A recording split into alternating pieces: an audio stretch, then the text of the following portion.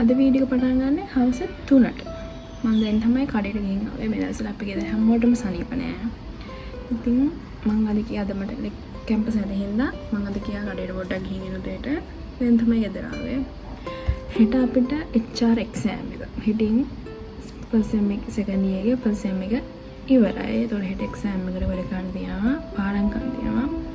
open book තියෙන හැබැයි තියෙන පාර්ට් එක බලන්න පොඩ පොතේ විතර ලියන්න අපිට කීරවත් දෙන්නේ නැහනේ. එහෙනම් ඔක open book කරන්නෙත් නැහනේ. එතකොට මම දැන් හදන්නේ කරන්න තියෙන පාර්ට්ස් ටික මොනවද කියලා පොඩක් නෝට් ඩවුන් කරගන්න. ඒක මට ලේසි. ඊට පස්සේ වොච් එකක් දාන්න ගිහලා නෝට්ස් ටික හදාගන්න තමයි යන්නේ. මේ වැඩ පටන් ගන්න. මම මෙන්න මෙහෙම කරන්න තියෙන පාර්ට්ස් එක නෝට් කරගන්නවා. එතකොට කරන්න කරපු ටික ඉවරයි කියලා නෝට් කරගන්න පුළුවන්. මේ තියෙන පොත මේකනේ LMS lecture notes ගොඩක් තියෙනවා. ඒකෙනයි ඔක්කොම තෝරලා බලලා ලියා ගන්න ඕනේ. මෙතන මම කලින් අපිට ඊයේ තිබ්බේ account finance. ඒතර මෙතන finance වල ටික. එතකොට මෙතන අපේ යනක parts ටික. එතකොට ඒක note down කරලා ඒ වැඩේ කරගෙන ඒක ඉස්සරහ ටික දාලා තියෙන මේ part එක. හරි.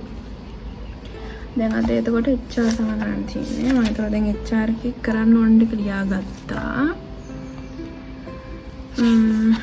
මම දැන් කාලා නාලා මේ ටික ඉතින් අවස් රෑ කී වෙනකන් හරි ඉවර කරලා තමයි නිදා ගන්න ඕනේ. ඒකද මේක ස්ටඩි බ්ලොග් එක කියන්නේ මම පාඩම් කරන විදිහ මට කාටවත් රෙකමන්ඩ් කරන්න බෑ මේ පාඩම් කරන්න කියලා. ඔයාලා හදාගත්ත ක්‍රමයක් තියෙන්නේ. මම හදාගත්තේ මම ඒරල කරන කාලේ නම් මම පාඩම් කරේ මට නෝට් එක මට ඇහෙන්නේ කියනවා. ඒතර මට පාඩම් හිටිනවා. ඊට පස්සේ මතකද කියලා බලන්න මම පාස් පේපර්ස් කරනවා. නෝට් එක අය ලියන්නේ එහෙම එකක් මම කරේ නෑ. මට නෝට් එක පාඩම් දීලා බලන්න මම ගන්නේ පහුගිය පාස් පේපර්ස් 10ක් කරගෙන ඒ ප්‍රශ්න අදාළ උත්තර ටික ලියනවා. ඒතර මට ඒක හරිනම් පොත බලන්න නැතුව ලියන්න පුළුවන් නම් ඒ කියන්නේ මට ඒක පුළුවන්. ඒ පාඩ එක පුළුවන්. මේකෙදිත් එහෙමයි අපිට ෆස්ට් සෙම් එකේ සබ්ජෙක්ට් පහක් තිබ්බා. එකයි තිබ්බේ මේ ඕපන් බුක් නැති ක්ලෝස් බුක් එකක්. ඒතකොට ඒකට පාඩම් කරන්න ඕන නැති මම ලෝ තිබ්බේ. කේස් ලෝ කියන ඔක්කොම පාඩම් කරනවා. ඉතින් එතකොට ඒක පාඩම් කරලා මම එහෙම පාස් පේපර්ස් වල උත්තර ලියා ගන්න පුළුවන් තරමටම මට ඒ නෝට් පුළුවන් නම් ඒක කම්ප්ලීට්. ඒතකොට අනිත් ඔක්කොම ඕපන් බුක් තියෙන්නේ. ක්ලෝස් බුක් නෙමෙයි. ඒතකොට ඒවට ඕපන් බුක් උනාම මේ නෝට් අපි හදා ගන්න ඕනේ. ඉතින් මම හදාගත්ත ඊයේ භාගයක් කරානේ. ඉතින් මම ඊයේ හදාගත්ත නෝට් වලයක්. එතකොට මේවා ඒ කියන්නේ මේ පාර්ට් එකෙන් මොනවද එන්නේ මොනවද එනවා කියලා අපි හිතන දේවල් සහ පාස් පේපර්ස් පහුගිය දවස් ටික තරම් බලනකොට ඒ කියලා හිතන්නේ මොනවද කියලා බලලා මේක නෝට් ඩවුන් කරගන්නවා. මොකද රෝණ හිතලා උත්තර දෙන්න පුළුවන් බය නැතුව එහෙම. ඉතින් මේ වැඩ ටික අපි කරමු. මට කලින් කාලා නාලා හම්බෙන්නේ නා. මම නාලා දැන් තමයි ආවේ නාලා කාලා දැන් තමයි දැන් වෙලාව 4යි 3:59 4යි වෙලාව. එතකොට දැන් ඉඳන් මාරම නිදිමතයි දැන්. කාලා නාලා ඔක්කොම කරලා ඉන්නේ. දැන් නිදිමතයි. ඒක ඉතින් නිදා ගන්න බෑනේ. නිදාගමු හොදට. දැන් අපි වැඩ පටන් ගමු. නෝට් කරගත්තේ විදියට වැඩ ඉවර කරගන්න ඕන කොහොම හරි. ඔයාලත් ඉතින් මං වගේ කට උඩට එනකන් ඉන්නාද පාඩම් කරන්න ගන්න. මම නම් එහෙම. ගොඩක් කරා මං කියන්නේ හැමෝම මේව තමයි. සෙට් එක එහෙමයි. අන්තිම මොකද තමයි පාඩම් කරගන්න. ඊට පස්සේ අනා ගන්නවා ආල්බම් එක පාඩම් කරන්න අරගෙන. හෙටින් මගේ එක්සෑම් ඉවරයි. හෙට කරේ දාන්න බලන්න. හැබැයි මේ හෙට දාම මම වීඩියෝ ටික එඩිට් කරගන්න ඕනේ. මෙච්චර කල් කරේ නෑ කැම්පස් එකේ වැඩි හින්දා. ඒතකොට හෙටින් තමයි ඔක්කොම කරනවා. මේ වීඩියෝ කොහොමද බලලා තම මාසයක් අතේ. මාසෙකින් ඉඳලාගේ තමයි මේක ඉන්නේ. ඊට කලින් වීඩියෝ දෙකයි. ඔව් තුනක් තියෙනවා. නෑ දෙකයි. මේකට කලින් දෙකයි දෙන්න අනිත් එක මම දෙන්නේ නෑ. තුන්වෙනි වීඩියෝ එක දැම්මම එඩිට් කරලා එඩිට් කරනවා.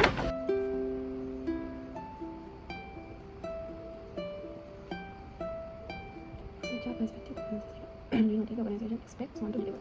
So the organization was by zero.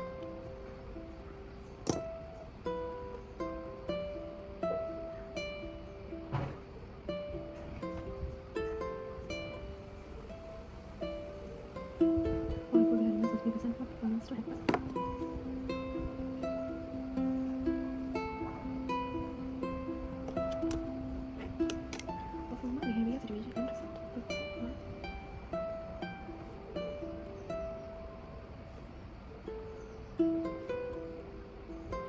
does not happen. Does not just happen by itself. It must be made to happen. That is why we need performance management. Performance management is a continuous process of identifying, measuring, developing the performance of individuals and teams and aligning performance with strategic goals to the organization.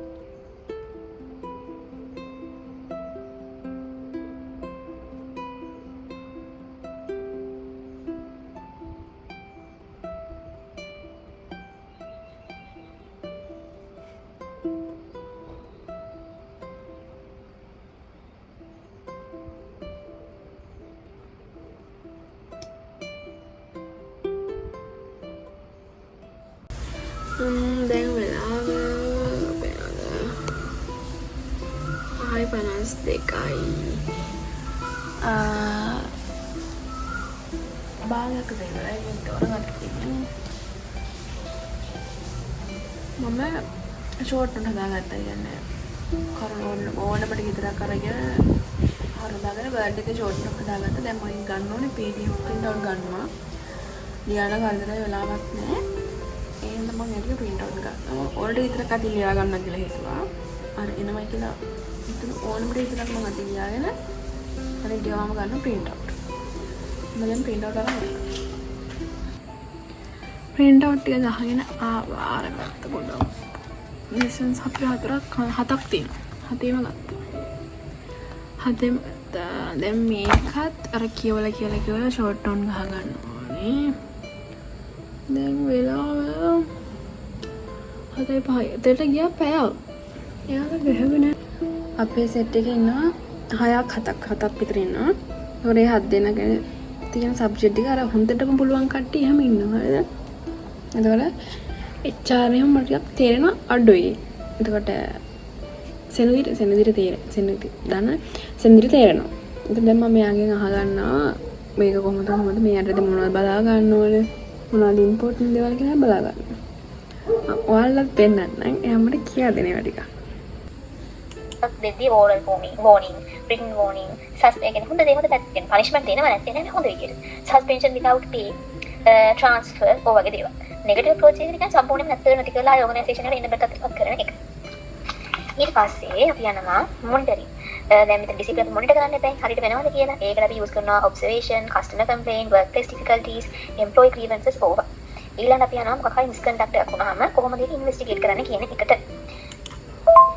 අපි ඒකට පාවිච්චි කරනවා disciplinary procedure. law වල මම කියලා දුන්නේ. ඔයාලට තියෙනවද එහෙම යාළුවෝ? හරි වටිනවා ඉතින් හැම වෙලාවකට. exam කාලේ වගේ වටිනවා. මමත් ඉතින් මම පොහොදසිය finance කියලා දුන්නා. කියන්නේ අපේ කට්ටියට සමහර දේවල් හොඳටම පුළුවන් සමහර දේවල් ඇත්තටම බෑ මේ පුළුවන් කෙනෙක් අමාරුවේ කරගන්න ටිකක් එහෙම අමාරු නම් ඉතින් දන්න කට්ටිය කියා දෙනවා එහෙම තමයි ඉතින් මේ කෙනෙක් මට අනිත් කට්ටියත් කියා දෙනවා මේ ඉතින් මේ HR ලෝයි අහගත්ත මිනිස්සු ඉදිරි කියලා. ඒතර එයාට පාඩම් හිටිනවා එයා මට කියා දෙදි මටත් ඒක පුළුවන් වෙනවා එහෙම යාළුවෝ තියාගන්න ඕලා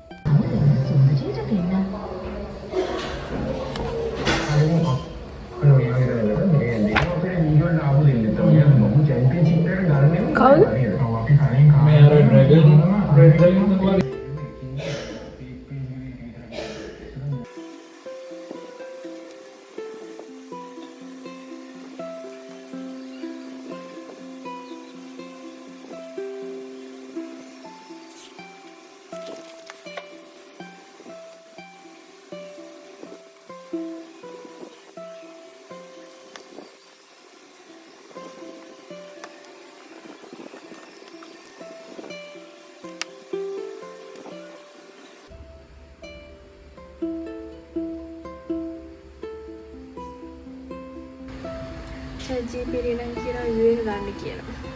හැබැයි කොහොමද මේක ගන්න?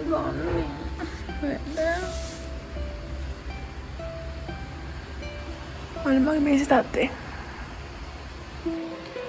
සෙෂන්ස් 7ම බලලා ඉවරයි. දැන් මම බලන්නේ පේපර්ස් ටික. පේපර්ස් ටික බලන්න. ඉතින් මට නෑ 11 හරියට මේ තවද මම බලාගත්ත PDF ටික print out ටික උඩින් කියන ඕන ටික මම highlight කරේ එහෙම.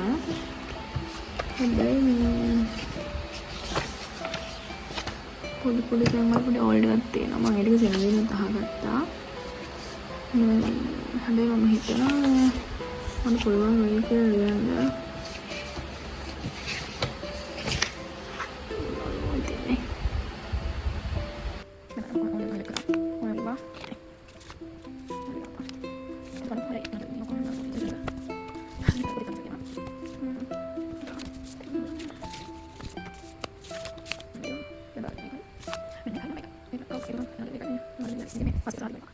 ඔයාලනම් කවදාවත් එක්සෑම් මෙහෙර පටන් ගන්න අන්තිම කරගෙන ඉන්න එපා.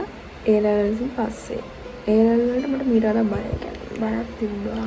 දැන් මේක බලන්න මේක ඕපන් බුක් නේ. එහෙම බලන්න බලාගෙන යන්න බලමු කොහෙන්ද. ඒලා දානගෙන තැන් යන්නේ. එහෙම යන්න බෑ ඉන්නේ. මේ ආලේවත් කක්වත් එහෙම නිකන් ඉරෙට් එන්නේ. පොටෙන් වහන්නේ. මම කියන්නේ අතාරින්න එපා කොයිම වෙලාවකවත් වැඩි. මම හෙට එක්සෑම් එක මම දුදේ වැඩක් කර හිටියේ. මම හවසට උදේට පාඩම් කරන්න තිබුණේ. මම ඒත් කරානේ අතාරින්න එපා. දැන් මම මේක අතාරින්න දැම්මම මම මේ එක්සෑම් එක ආයෙ රිපීට් කරන්න ඕනේ.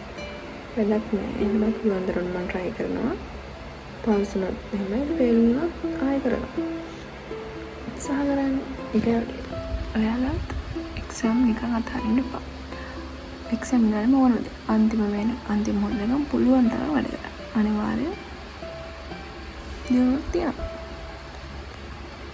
බන් මම පාරම් කරනවා මම ගාඩ වෙලා ඉන්නවා මම ඔන්න ඉතින් ඔයාට මොනිකා කුටු නම් වල දාගෙන ඉන්නවා. හොඳේ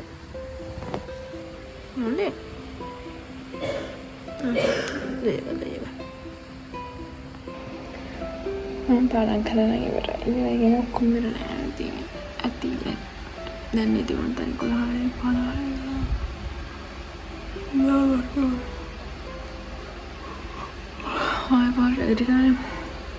දැන් මැඩි කොක්කමස් කරලා අපි නිදාගමු.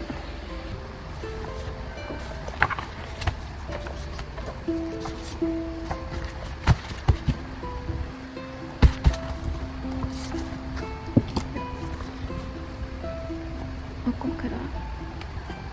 ඔයාලට මම ඔක්කොම කරා. ඉතින් පුතේ බලන්න ගන්න. මම බලන්න යන්න. දැන්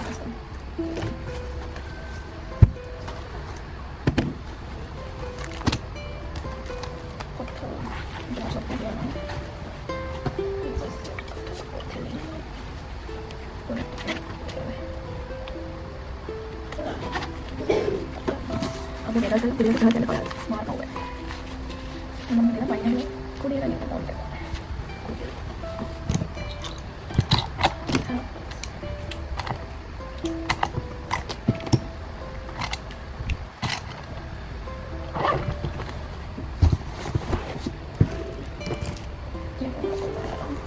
Mama yang ni lekat ni, potong mama tu dah sikit, macam mana? Mesti sihat. Mama tu dah sikit, saya beri kau. Ada apa pun asal ini kau ni aku bilang dia ni di mana dia mana ibarat ehna I'll be humble or have so the best bye bye hello exam වෙලා ගෙදර ආවා. Exam එක අවුලක් නෑ. ඒක පාඩම් අපිට හැම තිබ්බා. හැබැයි මට දැන් තමයි මතක් වෙන්නේ මේක ප්‍රශ්න මාරු කරගෙන ලියා දෙන එක නේ. ලියන්න දෙන process එක නෙමෙයි මම ලියලා තියෙන වෙන process එක. කට්ටි කතාවදී තමයි මට ඒක වෙන්නේ. කමන්නේ ඒක ලකුණු නැති වෙයි. අනිත් ඒවා නැති ෆේල් නොවි පාස් වෙයි කියලා හිතනවා බලමු. එක්සෑම් අප්ඩේට් එක ඒක තමයි. බලමු රිසල්ට් සමහරවිට මම වීඩියෝ දාද්දි රිසල්ට් ඇවිල්ලා තියෙයි. ඒතර මම රිසල්ට් කියන්න ඇවිල්ලා තිබ්බොත් රිසල්ට් එක කියන්න පුළුවන්. එහෙනම් ආයෙ අලුත් වීඩියෝ එකක් හම්බෙමු. බයි.